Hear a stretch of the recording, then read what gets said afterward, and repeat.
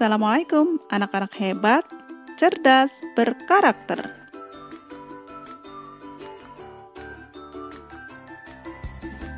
Samini Sinau mempersembahkan tema 7, indahnya keragaman di negeriku. Subtema 3, indahnya persatuan dan kesatuan negeriku, pembelajaran 1. Kali ini kita juga akan belajar tentang gaya magnet dan informasi baru dalam teks.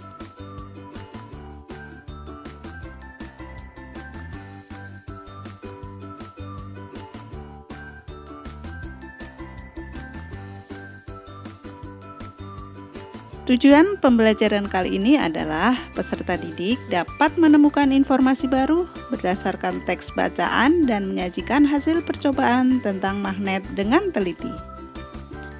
Menemukan informasi baru dari teks non-fiksi. Hal-hal yang perlu diperhatikan adalah 1. Jangan mengurangi atau menambah informasi di luar isi teks yang dibaca. 2. Jika ada kata sulit, carilah artinya terlebih dahulu, lalu jelaskan arti kata tersebut menggunakan bahasa yang mudah dimengerti. 3. Jangan menggabungkan informasi yang didapat dengan tanggapan atau komentarmu tentang teks tersebut. 4. Catatlah dan jelaskan bukti atau fakta yang mendukung isi teks. 5. Gunakan bahasa yang santun dan mudah dipahami oleh orang lain. Nah, ini adalah contoh teks non-fiksi, yaitu tentang Monumen Nasional. Yuk kita baca bersama. Monumen Nasional atau yang populer disebut Monas merupakan monumen peringatan yang memiliki tinggi 132 meter atau sekitar 433 kaki dan dibangun di area seluas 80 hektar. Monas resmi dibangun pada 17 Agustus 1961 dan mulai dibuka untuk umum pada tanggal 12 Juli 1975. Monas sendiri memiliki keindahan yang terletak di bagian puncak tugu karena terdapat lidah api yang dilapisi oleh lembaran emas yang menggambarkan sebuah semangat perjuangan bangsa Indonesia yang menyala-nyala layaknya api. Tujuan didirikannya Monas untuk mengenang perlawanan dan perjuangan bangsa Indonesia pada masa revolusi kemerdekaan 1945, memberikan bangsa Indonesia inspirasi dan membangkitkan jiwa semangat patriotisme sebagai bangsa Indonesia. Nah, sekarang yuk kita mencoba menemukan informasi baru dari teks non-fiksi tersebut. Agar lebih mudah, gunakan kata tanya ya. Kata tanya yang bisa digunakan yaitu apa, siapa, di mana, kapan, mengapa, dan bagaimana. Contohnya, apa tujuan didirikan Monas? Nah, kalian bisa jawab tujuan didirikan Monas untuk mengenang perlawanan dan perjuangan bangsa Indonesia pada masa revolusi kemerdekaan 1945. Kemudian contoh lain, kapan Monas mulai dibuka untuk umum? Monas mulai dibuka untuk umum pada tanggal 12 Juli 1975.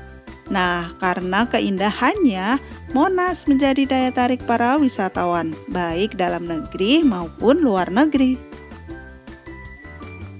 Anak-anak, pada pembelajaran yang lalu kita sudah belajar gaya otot dan gaya listrik. Nah, setelah itu, tahukah kamu gaya yang lain? Ya benar, gaya magnet.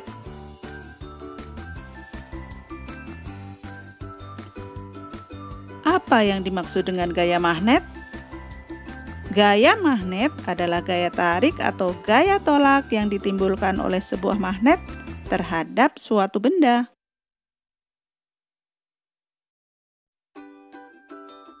Sebuah magnet mempunyai dua ujung berlawanan. Ujung magnet biasa disebut kutub, Dua kutub magnet yang berlawanan itu disebut kutub utara, yaitu U, dan kutub selatan, S.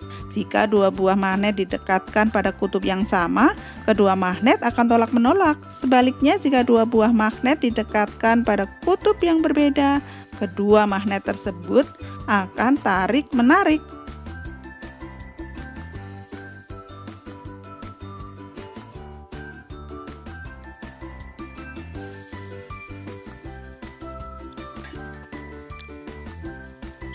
Benda yang dapat ditarik dengan kuat oleh magnet disebut benda feromagnetik.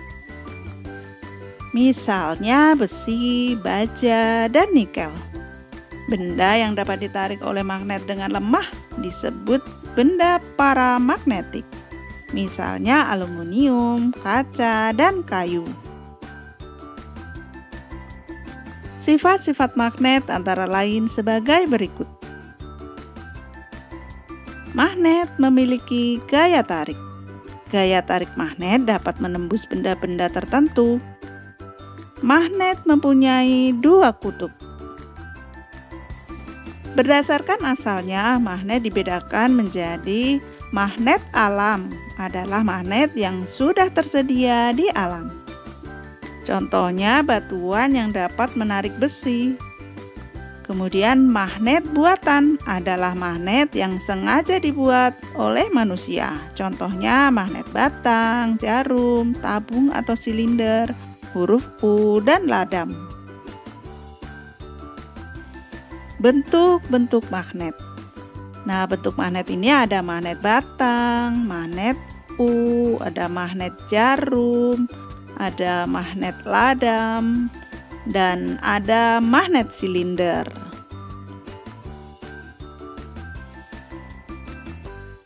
Kemudian manfaat gaya magnet dalam kehidupan sehari-hari yaitu untuk jarum kompas penunjuk arah, ujung obeng untuk menarik sekrup kecil-kecil sehingga sekrupnya tidak jatuh, untuk menarik logam berat, sebagai pengunci pada tempat pensil, tas, kancing baju. Kemudian juga untuk bel listrik yang digunakan untuk menggerakkan pemukul lonceng. Nah, demikian tadi pembahasan kita tentang gaya magnet. Semoga bermanfaat ya. Jangan lupa subscribe. Terima kasih.